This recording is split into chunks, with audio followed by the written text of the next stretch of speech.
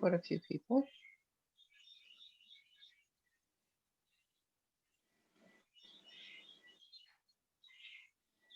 Okay, good morning, everyone. Thank you for being here this morning for the Kabbalah Cafe. Really appreciate everyone participating today. Hope everyone's having a wonderful weekend and you see lots of blessings. So I'm going to mute everyone. And then, of course, as we will go through, we'll take a few moments to take some questions or comments as we go. And we'll take it from there. So welcome, everyone, to Kabbalah Cafe. This is lesson 306. There's a wonderful little prayer that someone put together for the new year, for Rosh Hashanah. And they said, "Dear God, please this year bless me with a very, very thin body and fat wallet. And please don't mix those two up like you did last year." So we are in the Jewish calendar, of course, at a very important time of the year. During a very interesting era and year that we're living in. So, of course, unprecedented times mean unprecedented opportunities, and want to spend talking about the concept of the new year from a Kabbalistic perspective, from the perspective of the Kabbalah, how the Kabbalah understands the concept of Rosh Hashanah. So, of course, the first thing we notice, and as we've mentioned before, is that it's not called the new year. Rather, it's called the head of the year. It's interesting that Rosh means head, and we don't call it a new year, but we call it the head of the year. We do so also regarding the months. We don't call the beginning of a new lunar Jewish month the new month. We call it the head of the month. So Kabbalah talks a little bit about the concept of why it is referred to as the head. And it explains, as we've mentioned before, but today maybe we can get into some more depth, that Kabbalah sees these days as not just arbitrary days that we've decided to designate as the beginning of a new time in which we've organized time. We could say as human beings, okay, we're going to call this a year. We're going to make this day and mark it the beginning of the year. But there's nothing intrinsically different about one day from the other day. It's an arbitrary decision that we make together to say that this is going to be the beginning of a time in the way we've organized time. In Kabbalah, it says that the concept of head means that it is the neurological center of time. When something's the head of a time, it is the neurological center of time, which means that it controls, just like the brain, the head controls the body. These dates are dates in which there's energy that controls the rest of that period of time. So the first day of a month is called Rosh Chodesh, the head of the month, because the energy that's brought down on that day impacts and has an effect on that month. And the same is true with a year. We talk about the concept of a Rosh, a neurological center of time, that has an impact on that year. So to explain this in a little bit more depth, we're told that in Kabbalah explains that time is a creation. Time is something that is created, just like space is a creation. Time is a creation. It was a matter of great debates between ancient Greek philosophers and the ancient Jewish philosophers and Kabbalists. Greek philosophers believe that time is just intrinsic. It just is. Time is just is. There's past, present, and future. It's a basic part of the fabric of our universe. And Kabbalah says it may feel that way to us, and we exist in it, and therefore we can't even imagine existence without time. What does that even mean? No past, no present, no future. What does that feel? What does that look like? But Kabbalah says that's because we're seeing it from our paradigm. Jewish philosophy says we're seeing it from our created paradigm. But for the Creator, it is not so. The Creator transcends time, and that time is something that is created. The concept of time is created. How do you exist outside of time? What does existence looks like outside of time is beyond really human comprehension. But the fact that we can't understand it does not necessarily limit the possibility for it to be. So, and as we find, as we've mentioned many times before, that in the four-letter name of God, one of the things you find in the four-letter name of God that we refer to as Adonai, we don't pronounce it in the way it's written today. It was only pronounced that way in the Holy Temple in Jerusalem. So the four-letter name of God, as we've mentioned before, if you look at the makeup of the letters of that name, in some ways it contains within it the words for past, present, and future, and the fact that they're fused together into one word is to express this idea of transcending that concept. It's all fused together. There's all past, present, future is one because God transcends time. So time is a creation. When we talk about the level of the Sefirot, which are the different building blocks, the spiritual spheres that God uses to create the world, in Kabbalah it says there are 10 spiritual building blocks that God uses when he creates the world.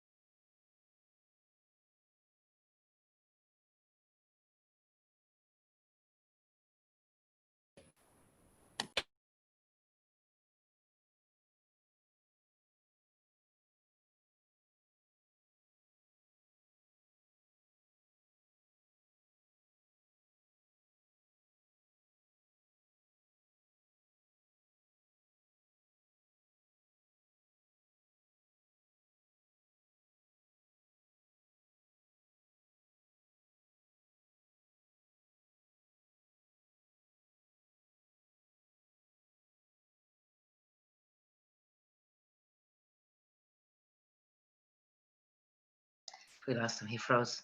It's not saying we lost. You sure he froze or we froze? I think, but he muted us. Yeah, I let him can't. thaw out. I can't Why talk don't to you get up? anybody. Why don't you get up and try to get back in? No, everybody's in the same boat. He froze and he dropped out, so he'll be back. So he just froze. Some people are talking. Wait, the rabbi froze. Was it the rabbi? Oh, I thought it was me. Okay. Thank you. It's already. I can't hear.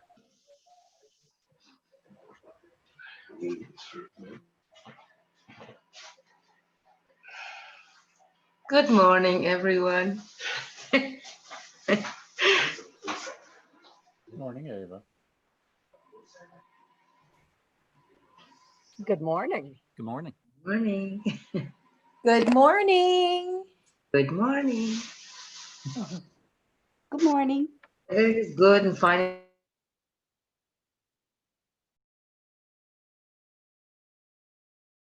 Thank you, everyone. I'm sorry for that delay. Unfortunately, my internet went down for a moment, and now we are back. So as we said, there are 10 basic building blocks, the 10 spheres that God uses to create the world, and it is mirrored in the human soul with these 10 different capacities that we have, 3 intellectual, 7 emotional capacities that we have, in which we create as well. But when Kabbalah talks about time and the concept of a past, present, and future, it says that begins in the sphere of Malchut. Malchut is royalty, sovereignty. It is the last of the 10 Sefirot, of the 10 spheres, and that's where time begins to take place. It is the sphere in which God basically it's the last link between the godly energy and creation. And it mirrors in the human soul, it's really our capacity for expression, whether we express ourselves in speech, in action. In fact, one of the reasons why we call it sovereignty is because when you think about the way a leader leads through speech, right? Not through doing the things, he just commands. He says, okay, we're gonna do this, gonna do that. He gives out commands. That's what a commander in an army does. He uses his speech to create things, to make things happen. But it is the part of the godly spheres in which we go from godliness to creation, from concept to reality. It's the expression of something, it's making it real. again, in the human soul, in the human experience, because that helps us understand this, it is where we basically come to a point in which we've had feelings and thoughts about something, or we've understood something and we feel a certain way, and now we're going to do something with it. We're going to put it into words, or it might drive us to actually take action. That's where creation takes place. That's when things go from being within us to outside of us. It's in that place of that transition. And it's interesting also that we call it sovereignty, because there's a concept that says you cannot have a king without a nation, right? Imagine you're the lone person on an island, and you proclaim yourself to be the king of the island. Well, you can call yourself whatever you'd like to call yourself, and I guess if you're exposed to the sun long enough, you can think all sorts of things. But the reality is that you can't be a king without a following, without a nation. You can't be a leader without followers. So the concept of a king, when we talk about God expressing his sovereignty, means he needs to create beings that are independent, that see God as a God, that see God as a king. Otherwise, God is not a king. God, there's no followers, there are no people, there are no creatures, creations to proclaim him and to see him as the king. So it is that is where creation takes place. That's why it's very interesting. If you look in the liturgy of our prayers, daily prayers, Shabbat prayers, in the ancient traditions, you'll find that we talk about God as king, but we many times, you may remember this. If not, you'll notice it next time you open the prayer book and you read through some of the prayers, even on the high holidays as well. We use the following expression: God was king, God is king, God will be the king. In other words, we're expressing that time, past, was, is, present, and will be, future. Where does that take place? On the level of melech, king, of sovereignty. That's where it takes place. In other words, the creation is created. That creation takes place on the level in which God is about to express and create a world. And that's why, again, in our liturgy, we talk about God was king, God is king, God will be king. We use that because that's where past, present, and future takes place, in that sphere of Malchut. That's where we begin to see that concept. Kabbalah explains, in addition, that the earliest expressions of time, the primal expressions of time, in our reality, is when the godly energy comes to create, as we mentioned, that sphere where God creates our world and gives it energy. That our world is its existence needs to be sustained.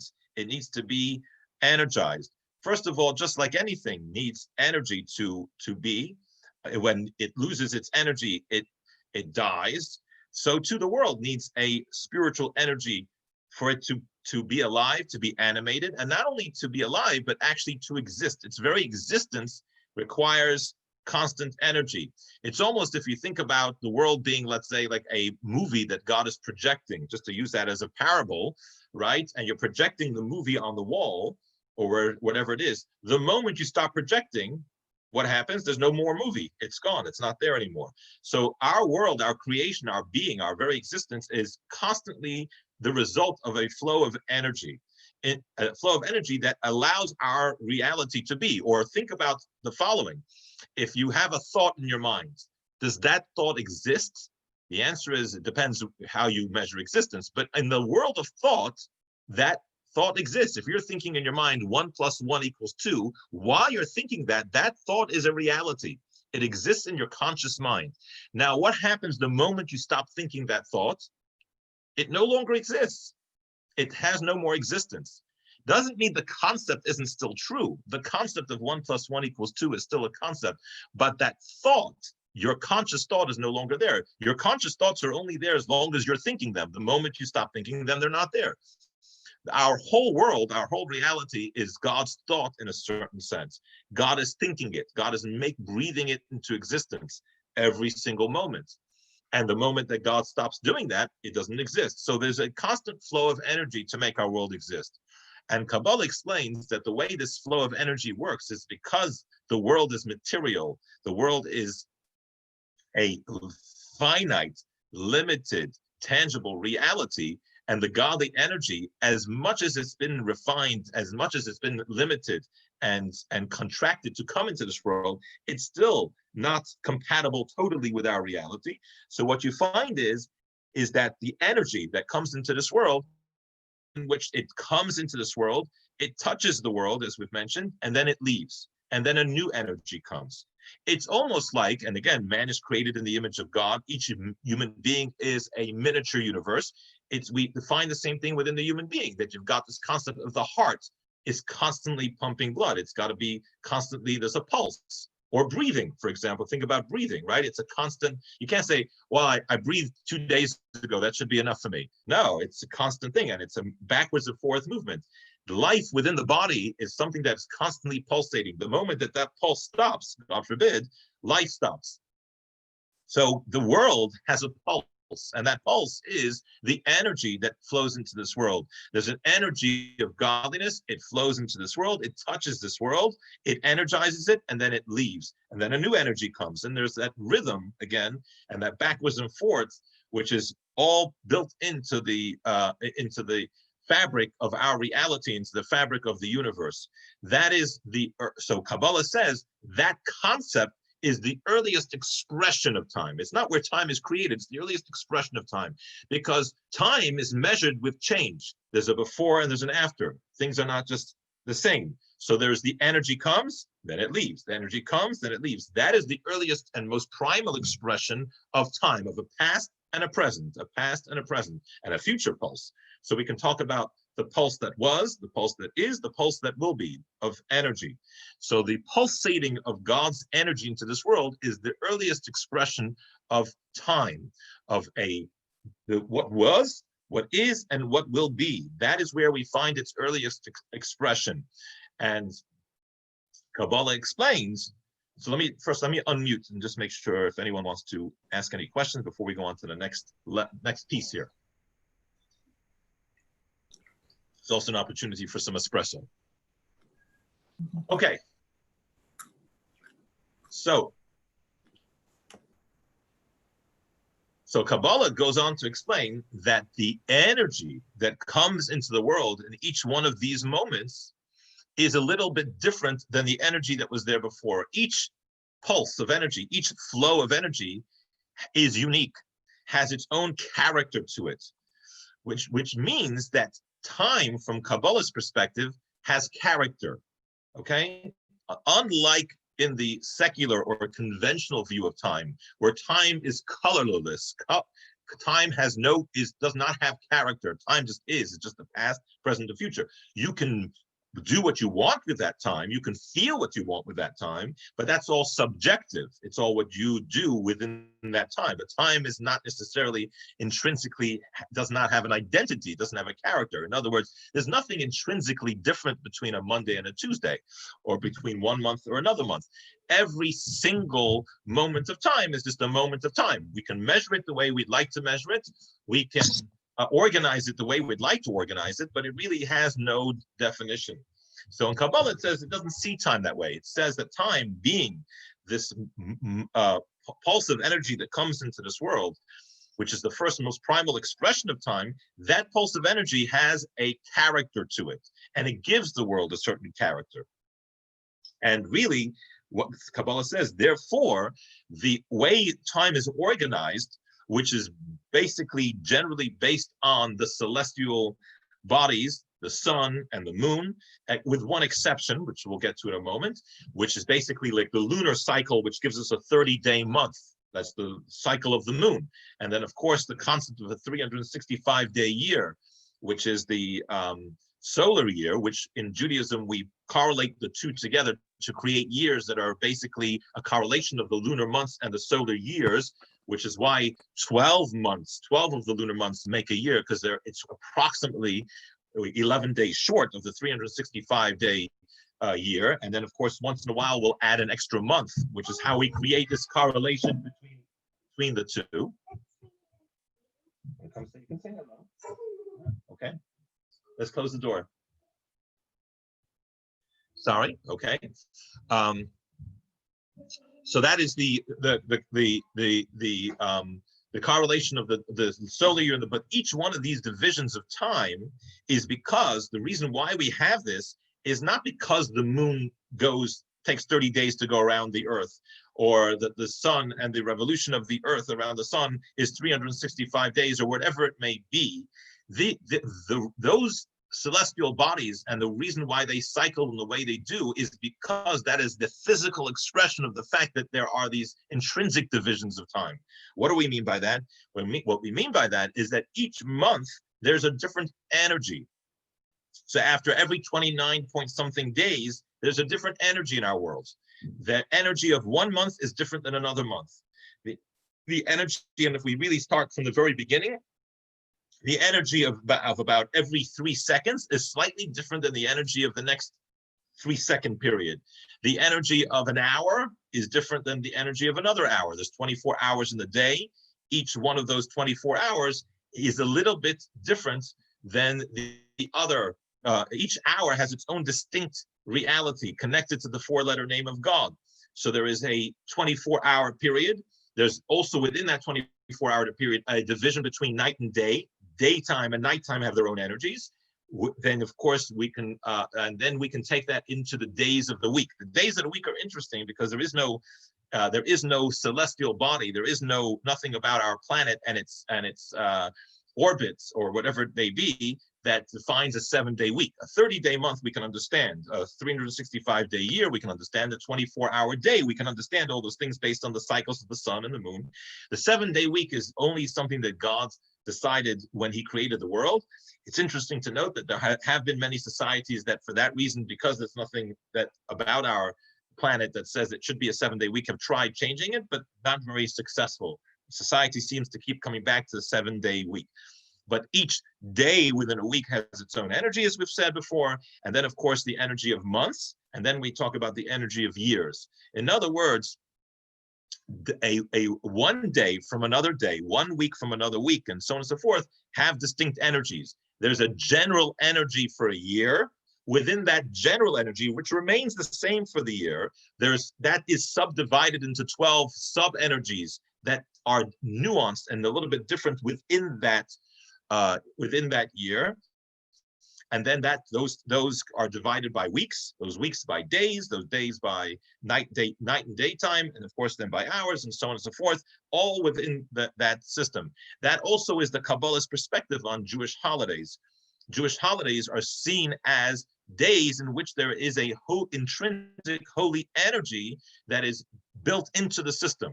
It's built into the system of time that those days have special quality to them. They have special capacities to them, special potential to them. In other words, what makes them holy is not necessarily what we do in those days, but they are intrinsically have a certain energy to them. So with this understanding, Kabbalah says when we talk about a year, and we talk about the concept of what a year represents, of course, a year is a tremendous and a big unit of time within our reality. We all know we only get a certain amount of years in this world, God willing, many, but we have a limited amount of years in this world, especially as we get older. We understand how precious an entire year is, that each year gets a new energy, and that new energy is in many ways a potential energy. What do I mean by that? There's a lot of things that when the way energy flows into this world is that not necessarily does all of it flow into this world to each individual. The energy sometimes is, so to speak, stored away. We call it like put in a bank account. And sometimes it is our behavior, our state of being that allows us to draw that energy down in its fullest expression. Just like, for example, you know, parents will always provide their children with their basic needs, hopefully, right? You want to provide them with their food and shelter and take care of them. Sometimes there's an extra gift that you want to give a child, but you only want to give the child the gift if they're going to appreciate the gift, if they're deserving of that gift in some way, if they're in some way going to use the gift wisely, right? You don't want to give it to an expensive gift to a child that they're just going to throw it across the room and say, I don't have no need for this, and just toss it and have no appreciation for it, or break it, or abuse it, or misuse it. So we may potentially want to give it, and that we are ready to give it, we have the money to give it, but we may not, depending on whether or not the child is a ready vessel for it. Is the child ready for this gift? And that's a lot when we talk about what we do in preparation for a new year, or what Rosh Hashanah is about. It's about making ourselves ready and open to receive the energy and the potential for that year. We'll receive, there's an energy that's going to come anyways, but are we going to fully get all of that energy? That is a lot of what we're doing. What we're doing in Rosh Hashanah and in the time of introspection, reflection, making good resolutions, trying to improve ourselves. By doing so, we're also drawing down and allowing us to be more receptive to receiving more of that energy for that year. But the energy that comes down then is a new energy for the year. And that's why it's called head of the year, because that energy is going to define what that year is going to be. It's not just the new year, it's the head of the year. That energy is going to impact what happens that year. Everything that happens to us as individuals, as communities, as a humanity, as a world, because it's an energy for that year. And that energy is going to be expressed in the different events that take place in that year. So we want to understand that obviously the way we draw down this energy and are making ourselves receptacles for that energy is going to in many ways impact the whole year and define the whole year. What the months of the year will look like and so on and so forth. Again, this works on community levels, on group levels, but also more importantly, of course, in some ways for us in our own individual lives. So let me just take any questions first, and then I'll take it to the next step as well. If anyone has any questions. Okay. Yes, Yeah, we have a question? I do. Can you hear me? Yes. So the energy that comes down is different for each of us, even though it's coming as energy for the entire universe. But the energy Correct. that we receive is different. All within individually. So some people in the coming year may pass early, and some people may live to 110. Yeah. The answer to that is absolutely correct. But it really depends on the person's. I'm just going to mute everyone for a moment. Okay. It really depends. There's a general theme to that energy. The general theme to that energy can be expressed in many, many different ways. What it will mean in different people's lives, again, can be very, very individualized. For some people, it may be a very good year. For some people, a more difficult year, and so on and so forth. And there is the understanding of what that necessarily is going to look like, or to sit on Rosh Hashanah and say, I have a crystal ball and I know this is what's going to happen. We have no really knowledge of what that information is and how it's going to unfold.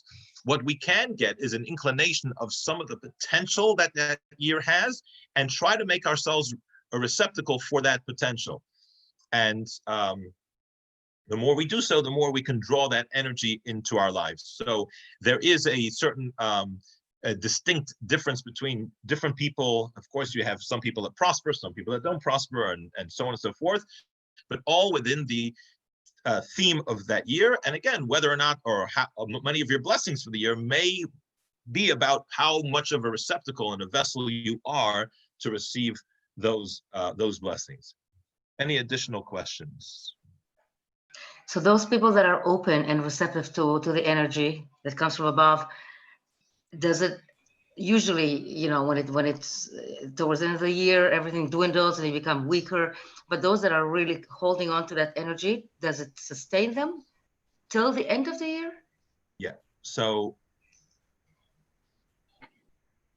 this brings me to a very interesting next idea, which is that in the Torah it says that God gives blessing, and he talks about the eyes of God are on the land, and he gives blessing from the beginning of the year to the end of the year. So the question that's asked on the verse is that it would be easier if it would just say God's blessings or his eyes are on the land continuously. If you're going to say from the beginning of the year to the end of the year, just say continuously, constantly, all the time. So Kabbalah says that's exactly the point that we're making, that God's blessing is from the beginning of the year to the end of the year. The end of the year, that blessing ends, and there's a new energy. So that's why it has to say beginning of the year, the end of the year. So the answer is no, the energy runs all the way till the eve of Rosh Hashanah. It says the energy Kabbalah says the energy of one year to the next year runs till the eve of Rosh Hashanah, and then that energy leaves, and the world is in a faint state. Now, what is it? It's not something that we physically can feel. You can feel perfectly fine on Rosh Hashanah, unless you eat a little too much at your meal, too much food.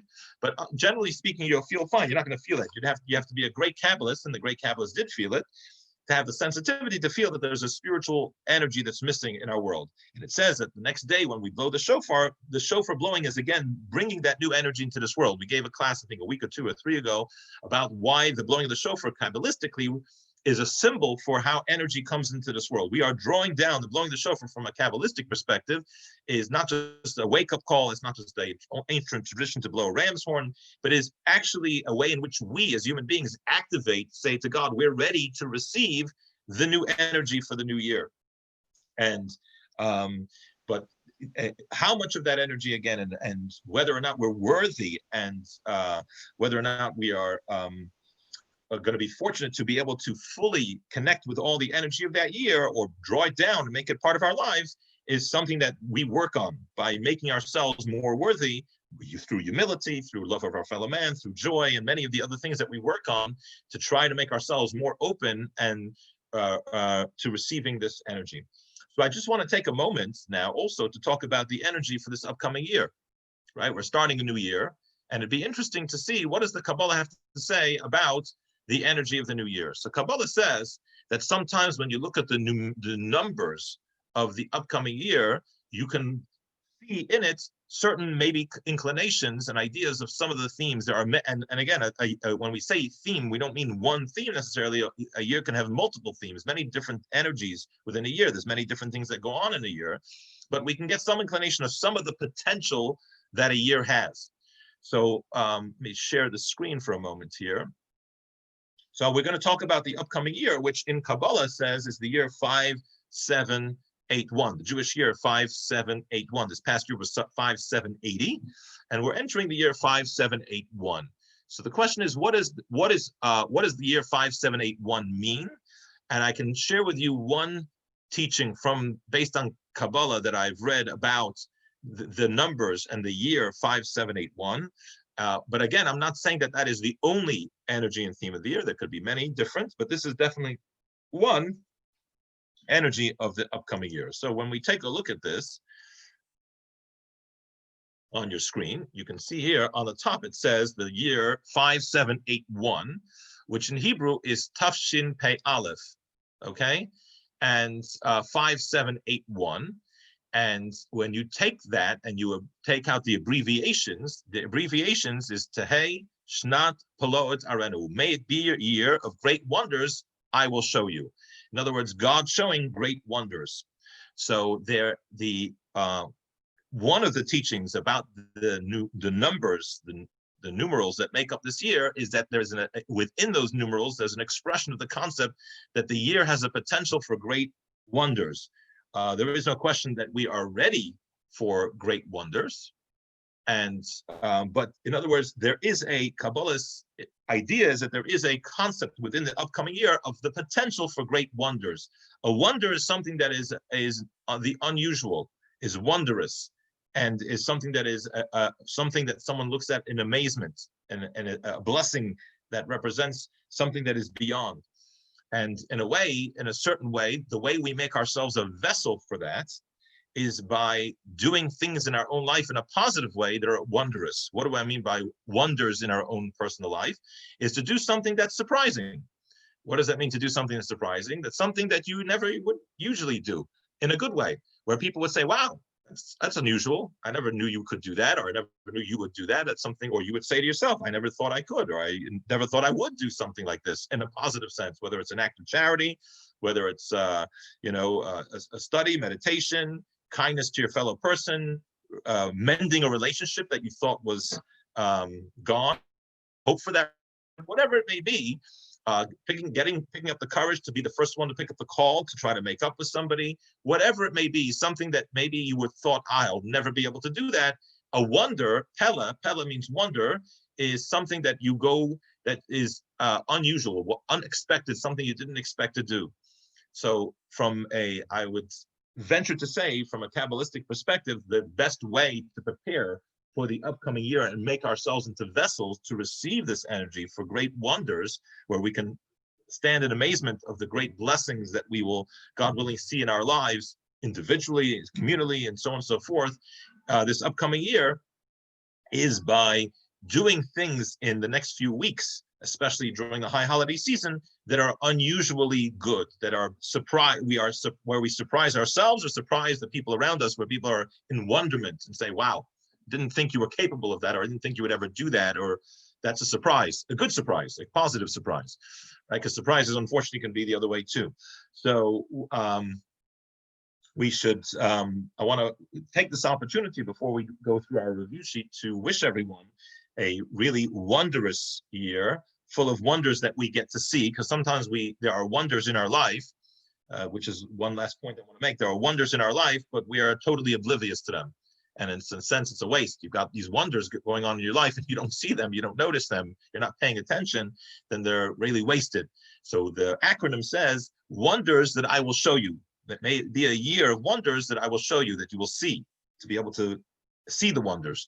So we want to make ourselves receptacles to that. So I want to wish everyone here a good and sweet new year, a year in which we see great wonders. The potential for that is there. The Kabbalah is saying that the energy of the upcoming year, one of the themes, one of the many themes of the upcoming year, is this concept of great wonders, amazing wonders. And we want to make ourselves able to receive that. And again, it's by creating that energy in our own life of doing certain things that are kind of out of the ordinary, that we surprise ourselves and go beyond what we thought we were capable of, because everyone's got their comfort zone and the kind of we're all good people, but we've got our comfort zone where the things we're comfortable doing, the things that are a little bit beyond us at this time, that we should do some wondrous things over the next few weeks that create that energy and allow us to be receptacles for that.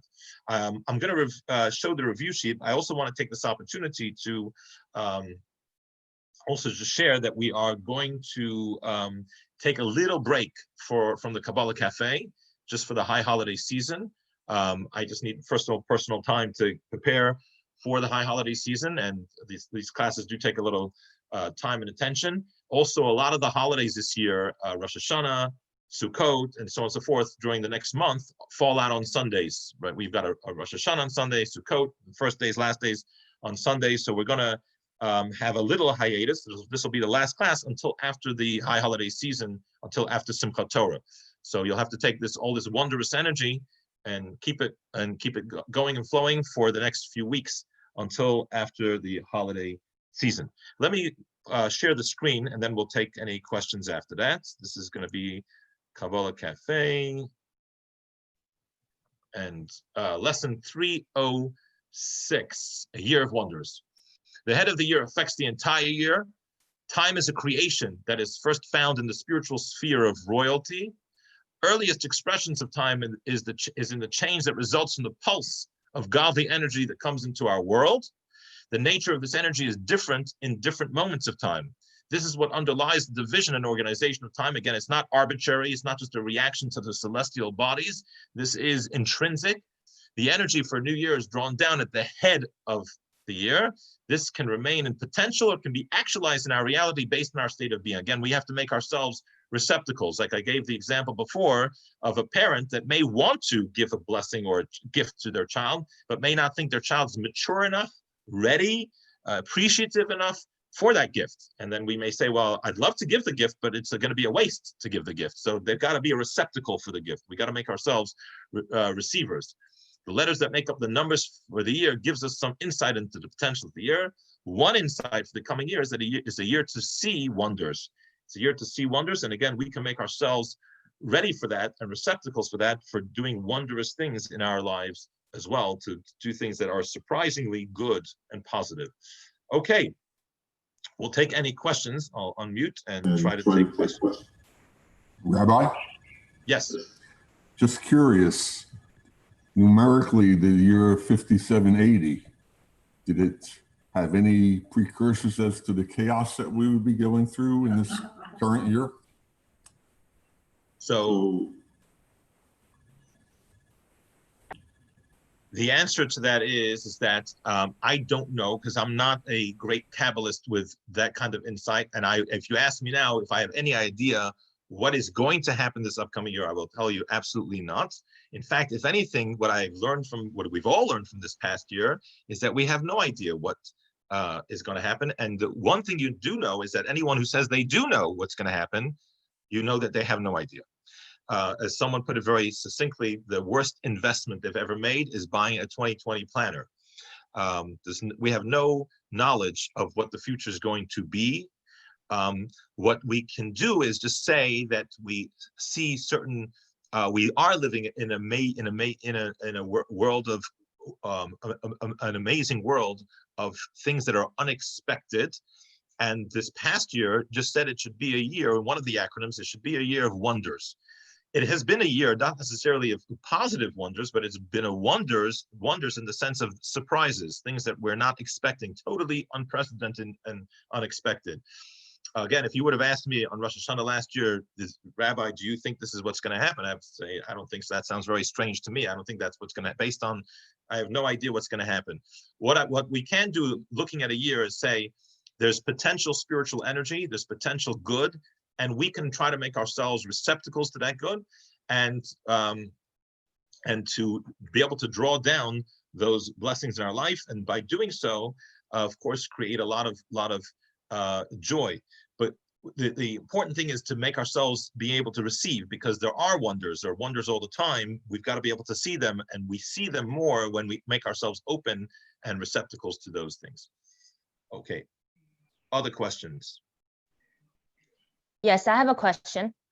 It's before, well, you know, I have mentioned before that I pray and seek the presence of God, and I pray until I meet with God. And so I know the distinct feeling, physical feeling and emotional feeling of being in the presence of God.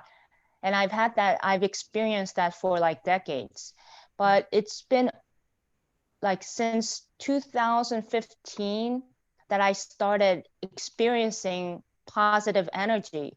And from the first time I had experienced it, I immediately called it positive energy. And this is before I started attending the Chabad. So, you know, it's like, it's kind of confirmation of your teaching, you know, for me, because I experienced it before I heard you speak about it.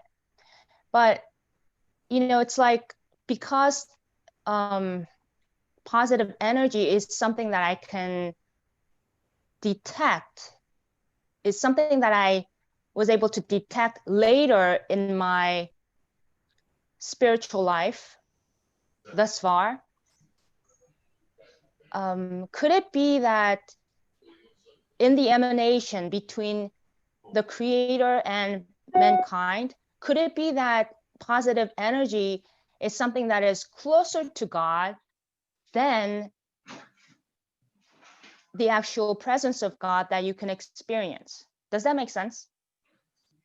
Not sure I understand all of it, but I'll say just one quick thought is that God's energy, God's good, and the energy that comes from God is good. It's in the translation and the way it flows into this world, and the way we receive it is in the way in which it's experienced.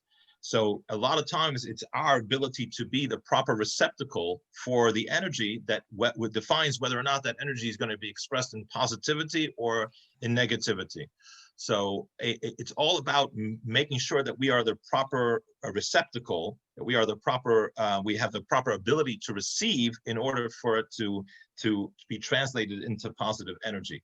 The energy is good. The question is how it's received, how it's taken, and how it's translated. You know, you've got great software, but the hardware is just messed up. Then what happens is the software can't work. So it has, the receptacle has to be the proper receptacle. Other questions? Anyone else who has a question? Okay, I want to thank everyone. Oh, sorry, Susan. Yes, go ahead. I know that I wrote you personally, but is Tishrei the first month on the calendar because it's spiritual and relates to the Sefrot, and that Nisan is the head of the year versus the new year, and that the new year is Nisan because it's where we find God in nature? The answer to that question is that it depends on what cycles you're talking about. There's two cycles. There's the cycle of the year and there's the cycle of the months. And those two cycles represent two different types of energies. One is more the energy of nature and the godly energy as it flows into our natural lives, into our material lives. And one is more about transcendence and how we transcend nature and our connection to that lies beyond nature. So nature is associated with the year and it's associated with God's creation of nature and God's creation of the material world, which is associated with Tishrei and Rosh Hashanah, which we're about to celebrate. The months, and that's why the year is symbolized in Hebrew by the word shana, like we say someone shana tova, good year. Shana means something that is repetitive, that is the same in the sense that nature is repetitive. Nature is a cycle that's very much the same. Transcendence, which is associated with beyond nature, that is associated with the months. That's why months are called chodesh. Chodesh means change, new. As you see with this difference between the sun and the moon, the sun remains the same every day. The moon changes its shape in the sense of the light we receive. We receive different amount of light from the moon, depending, of course, on the positioning of the different planets of the Earth versus the sun and the moon. And this represents something that is changing. So it really depends when you say they're both heads of the year. One is the head of the year for nature. One is the head of the year for transcendence and for a connection beyond nature. So it's not one versus the other. It depends which system you're talking about. If you're talking about the year begins on Rosh Hashanah. If you're talking about the months begin on Nisan. Nisan is the first month. Tishrei, when we begin celebrating the beginning of our year, is the 7th month. It's not a contradiction. They're two different systems. There's the month system and the year system. Months are about transcendence and beyond nature. And the year is about bringing the energy into nature, how it's going to translate into our world. Okay. Again, want to wish everyone a really happy and sweet and a blessed, amazing year, full of blessing, full of joy, and full of great wonders, and that we should create in our lives. The greatest blessing, of course, is the wonders that we'll create, and by doing so, we'll make ourselves receptacles to other great wonders. And I think the world is ready for a lot of healing, a lot of joy, a lot of celebration, God willing. Thank you, everyone, Thank you. and good year. Thank you.